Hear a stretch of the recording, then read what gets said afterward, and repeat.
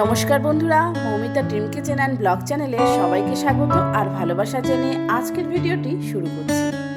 আশা করি যে যেখান থেকে আজকের ভিডিওটি দেখছো সবাই ভালো আছো আর সুস্থ আছো। তো বন্ধুরা, আজকের এই ভিডিওটা কিন্তু পৌষ সংক্রান্তি।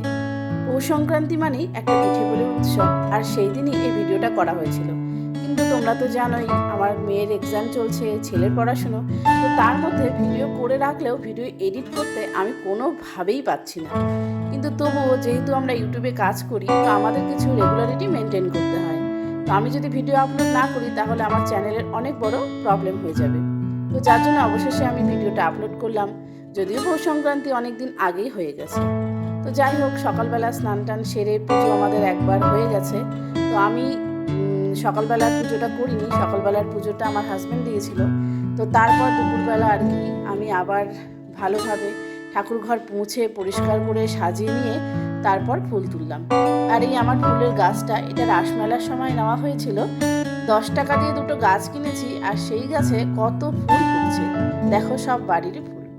তো তারপর বলি, পৌষ সংক্রান্তি উপলক্ষে একটা মাটির উনুন বানানোর ইচ্ছে আমার অনেক দিনের ছিল, যে মাটির উনুন একটা ছাদে থাকবে, উনুনে আমরা রান্না করব, পিকনিক খাবো, এটা একটা শখ বলতে পারো।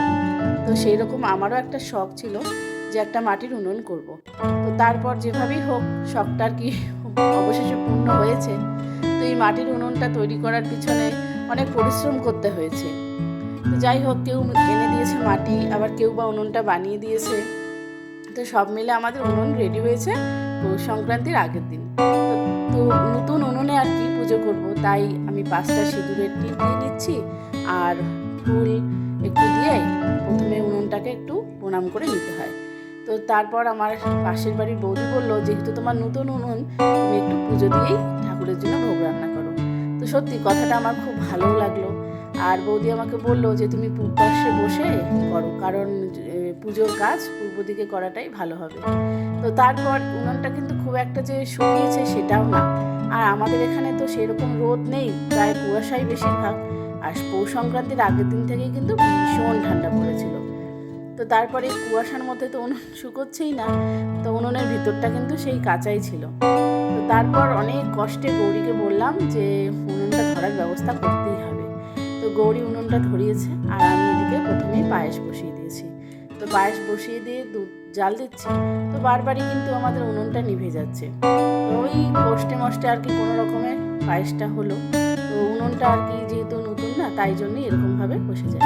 তো তারপর এই আর কি চাল টাল ধুয়ে দিচ্ছি, আর এইদিকে আমি উনুনে আর কি পিঠে বানাবো আর হচ্ছে পায়েস করবো। তো তারপর গৌরীকে বললাম যে গৌরী একটু উনুনে খোঁচাখুচি করছে। আর এই যে দেখো, এখন প্রায় 2:30-3টার মতো বাজে, একদম মানে মনে হচ্ছে যেন প্রায় সন্ধ্যা লাগবে আর কিছুক্ষণ পরে, এরকম অবস্থা। আসলে আমরা পৌষ সংক্রান্তিতে ঠাকুরকে পিঠে না দিয়ে আমরা কিন্তু পিঠে খাই না। তো তার জন্যই আর কি সকালবেলা একটু কোনো রকম পুজো দেওয়া হয়েছিল, আর আমি এখন ভালো করে পিঠে পায়েস করে ঠাকুরকে দিয়ে তারপরেই আর কি আমরা পিঠে খাবো। তো এইভাবেই কিন্তু আমাদের পৌষ সংক্রান্তির পুজো হয়। পৌষ সংক্রান্তিতে এক এক বাড়িতে কিন্তু এক এক মানে নিয়ম আছে পুজোর, আর বিভিন্নভাবে পুজো হয়। তো আমাদের বাড়িতেও অনেক রকমভাবে হয়, আমার বাপের বাড়িতে শ্বশুর বাড়িতে অনেক রকমভাবেই হয়। তো ওই ঠাকুরকে মূলোর ফুল দেয়, সরিষার ফুল দেয়, আরও কত কিছু। তো আমরা তো ছোটোবেলায় অনেক কিছু করেছি, ওই বাড়ির উঠোনের মধ্যে একদম বড় বড় আলপনা। তো সেই আলপনাতে অবশ্য আমার খুব একটা মানে ইয়ে নেই, মানে ওই সব প্রতিভা আমার নেই। তবে আমার ছোটো বোন, মেজো বোন, ওরা বেশ ভালো আলপনা দিতে পারে। তো আর পিঠের ব্যাপারে, পিঠেটাও যে আমি একদম পারফেক্ট করতে পারি সেটাও কিন্তু না। তো কাজ চালানোর মতো পিঠে আমি করতে পারি। তা যাই হোক, এবছর আর কি আমি ওই চালের গুঁড়ো দিয়েই কিন্তু ঠাকুর ঘরে আর তুলসীর পাটে একটু সামান্য আলপনার মতো আর কি করেছি। তা আর আমাদের বাড়িতে তো বিশাল বড় উঠোন, আর উঠোনের মধ্যে আলপনা দেয়। তো এদিকে দেখো পিঠা, আর পিঠে বানানোর আগে মাকে আবার বারবার জিজ্ঞেস করে নিয়েছি যে পিঠেটা কতটুকু আটা দেবো, কতটুকু গুড় দেবো। কারণ আমি সব রান্নাই যতটা ভালো পারি, এই পিঠের দিকে আমি একেবারেই কাঁচা। কারণ এই পিঠে আমাদের বাড়িতে হয়ই না, মানে আমার মেয়ে, আমার বর কেউই পছন্দ করে না এই পিঠে খেতে। যার জন্য কি হয়, শখ করেও আমরা কখনো পিঠে ভাজাই হয় না। তো তারপর দেখো উনুনে কড়াইটা বসিয়ে দিয়ে খেলাম একটা ছ্যাঁকা। তো যাই হোক, এই আজকে আর কি একটু এই সুবিধা অসুবিধা মানে ভালোই মজা হচ্ছে আর কি উনুনে রান্না করতে। তো যাই হোক, তারপরে দেখো প্রথম কয়েকটা পিঠে ভাজলাম। তো এত বড় বড় সাইজের হচ্ছিল, কিন্তু পিঠেগুলো সবগুলোই ফুলেছে এবং নরম হয়েছে। হ্যাঁ, তো আমি আর কি আগে থেকে না তাড়াতাড়ি তখনই সব কিছু গুলিয়ে নিয়ে তখনই ভাজি। তো পিঠেগুলো আমি একটু লাল লাল করে ভেজে নিলাম, একটু বড় বড় সাইজের করে আর কি ভেজেছি। এই পিঠে পার্বণের দিনগুলো আসলে আমার বাপের বাড়ির কথা ভীষণ মনে পড়ে। আমাদের বাড়িতে অনেক লোকজন ছিল, আমরা সবাই একসাথে থাকতাম জয়েন্ট ফ্যামিলিতে। আর তখন পিঠে পুলি মানে আমাদের বাড়িতে এক অনুষ্ঠান। আমাদের বাড়িতেই ছিল নারকেল গাছ, আর সেখান থেকে নারকেল পাড়া হতো, কেউ নারকেল কুড়ে দিত, আর সেই উড়ন গান বলে না, সেই উড়ন গানে আমাদের পিঠের চাল গুঁড়ো করা হতো। মানে পিঠের কয়েকদিন আগে থেকেই আমাদের পিঠে ভাজার প্রস্তুতি চলতো। আর আমার মা আর জেঠি মিলে কত রকমের পিঠে ভাজতো জানো তো। তো আমাদের এই বিশেষ সব থেকে বেশি ভালো লাগতো সেই দুধ পিঠা। আর আমার বোমাও ভালোবাসতে পারে হচ্ছে পাটিসাপটা পিঠা। আমি তো শুধু কোনো রকম ঠাকুরকে দেওয়ার জন্য পিঠা ভেজেছি, আর আমাদের নিজের জন্য সেই রকমভাবে আমি একদমই ভাজি না, আর সেরকমভাবে পারিও না। তো যেটা পারি না সেটা বলতেও কোনো অসুবিধে নেই। এরপর হচ্ছে বাকি যে পিঠেগুলো ছিল আমাদের গৌরীকে বললাম ভাজতে। গৌরী আবার কি সুন্দর বসে বসে অনেকগুলোই পিঠে ভাজলো। এদিকে দেখো প্রায় সন্ধ্যা কিন্তু লেগেই যাচ্ছে, তবে এখনো সন্ধ্যা লাগেনি, অনেকটাই বেলা ছিল। তো আমি এদিকে ঠাকুর ঘরটাকে একটু মনের মতো করে সাজিয়ে নিয়েছি। তো দেখো এই পিঠে পার্বণ উপলক্ষে আমার ঠাকুর সিম্পলভাবে সাজিয়েছি, তেমন কিছু করতেও পারিনি, কারণ এবছর আমার ছেলে মেয়ের পরীক্ষার জন্য ঠাকুরকেও নম করে পুজো দিয়ে নিলাম। তো এই তো পিঠে পায়েস দিয়েছি, প্রদীপ ধারিয়ে দিয়েছি, ধূপকাঠি লাগিয়ে দিয়েছি, আর প্রণাম করলাম। এই তো আমাদের আজকের পুজো কমপ্লিট। তো বন্ধুরা, কেমন লাগলো আমার আজকের ভিডিওটা সবাই অবশ্যই কিন্তু কমেন্ট করে জানাবে। আর যারা আমার চ্যানেলে নতুন রয়েছে আমার চ্যানেলটাকে সাবস্ক্রাইব করবে।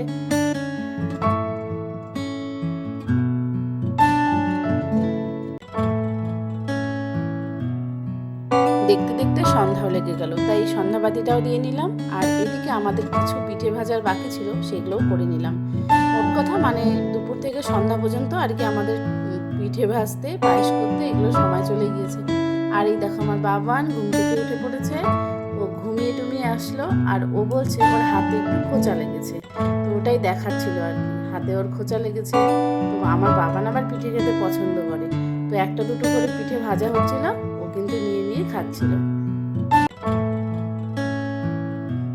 তো আজকে তো আমাদের পিঠে পায়েস হয়ে গেল, এরপর কিন্তু এখানে আমরা পিকনিক খাবো, অনেক মজা করব, মজার পিকনিক হবে আমাদের ছাদে। তো এবছর আমরা বাইরে কোথাও যাব না, এবছর আমরা বাড়ির ছাদেই পিকনিক খাবো। তো আমার মাস্টারমশাই এখন চলে এসেছে, আর ও বলছে চলো পিকনিক করি, খিচুড়ি বানাই, কত কিছু গুজব তুলছে। তো আমরা আজকে আর কিছু করবো না, কারণ এমনিতেই আমাদের অনেকটা সন্ধ্যা, ছোটকে পড়তে বসাতে হবে।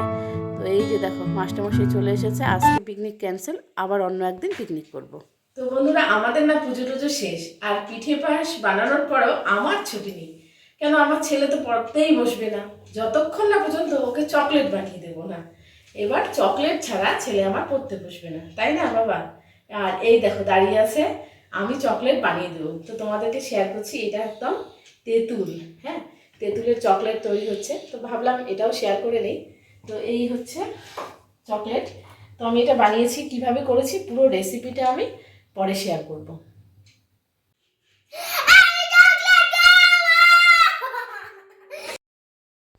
অবশেষে বন্ধুরা আমি চকলেট এখন বানাচ্ছি। এই হলো আমাদের তেঁতুলের চকলেট।